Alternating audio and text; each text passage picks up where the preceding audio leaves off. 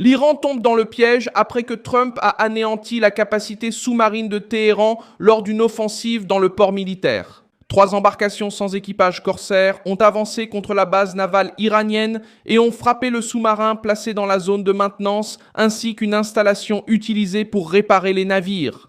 Le commandement central des États-Unis a confirmé, ce lundi 13 juillet, qu'il s'agissait de la première utilisation de drones maritimes américains lors d'une opération de combat. La mission a eu lieu au point le plus sensible de la côte iranienne, où Téhéran tente d'intimider les cargos. Ils ont envoyé de petits engins sans équipage contre une structure qui soutient la capacité navale du régime. On voit un sous-marin touché et un centre de maintenance compromis. Qu'est-ce que l'Iran a perdu à Bandar Abbas? Pourquoi Trump a-t-il choisi des drones maritimes? Je vais tout expliquer tout de suite. Si tu aimes ce genre de contenu direct et sans détour, pense à t'abonner parce qu'ici il y a des vidéos comme ça, tous les jours. L'opération a été réalisée avec 3 véhicules de surface sans équipage. La vidéo publiée par le commandement central montre les embarcations s'approcher du quai, puis les explosions dans la zone où se trouvait le sous-marin. Washington a qualifié les équipements de drones d'attaque à usage unique. Ils ont été envoyés pour atteindre la cible sans avoir à revenir et sans embarquer d'équipage. Bandar Abbas a été choisi parce qu'il concentre une partie importante de la structure navale iranienne face au détroit d'Ormuz. La base sert de point d'appui pour les sous-marins, les navires militaires, la maintenance et les opérations de surveillance du passage maritime. Toucher l'atelier ne signifie pas seulement endommager du métal et du béton. Une installation de ce type maintient les navires disponibles, répare les systèmes endommagés et remet les moyens navals en service. Sans réparation, les navires qui restent peuvent rester immobilisés pendant une phase critique de la guerre.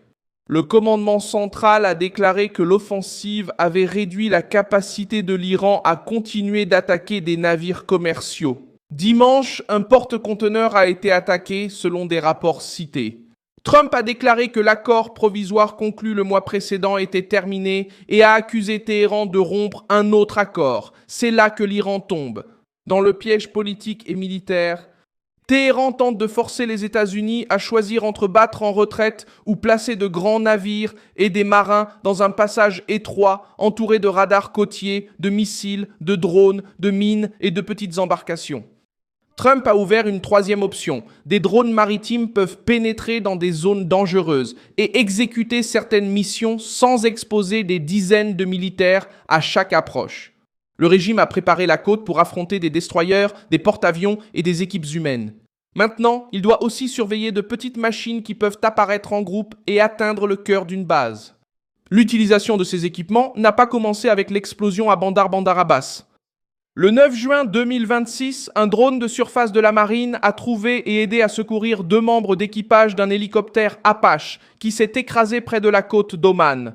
La même ligne de technologie qui a sorti des militaires de l'eau a été adaptée quelques semaines plus tard pour une mission offensive. Ce saut montre pourquoi Washington accélère l'emploi de systèmes sans pilote. La machine peut prendre en charge la partie la plus dangereuse de l'opération, préserver des vies américaines et maintenir la pression sur les structures ennemies.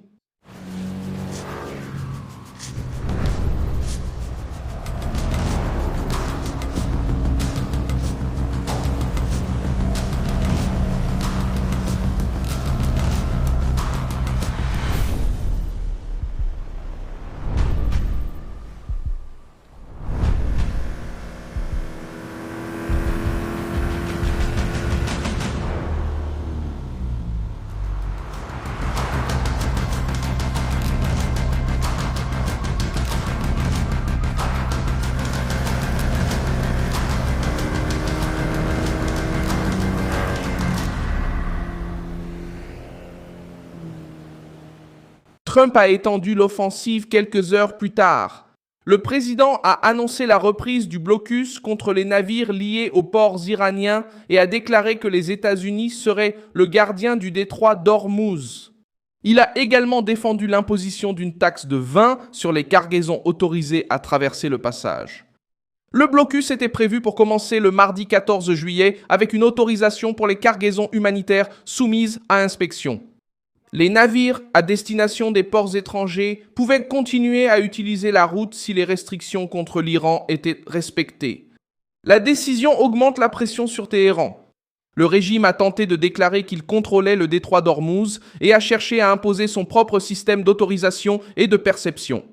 Trump a répondu en tentant de retirer à l'Iran le pouvoir de décider qui passe, qui paie et qui reste bloqué. Si Téhéran utilise le détroit comme une arme, Washington entend contrôler l'accès aux ports iraniens et garantir le passage des autres navires sous protection américaine. Le ministre iranien des Affaires étrangères, Abbas Araghchi, a réagi en déclarant que Téhéran continuerait d'être le gardien du détroit. Le négociateur Mohamed Baker Kalibaf a déclaré que la phase des accords unilatéraux était terminée et a accusé Washington de ne pas respecter ses engagements.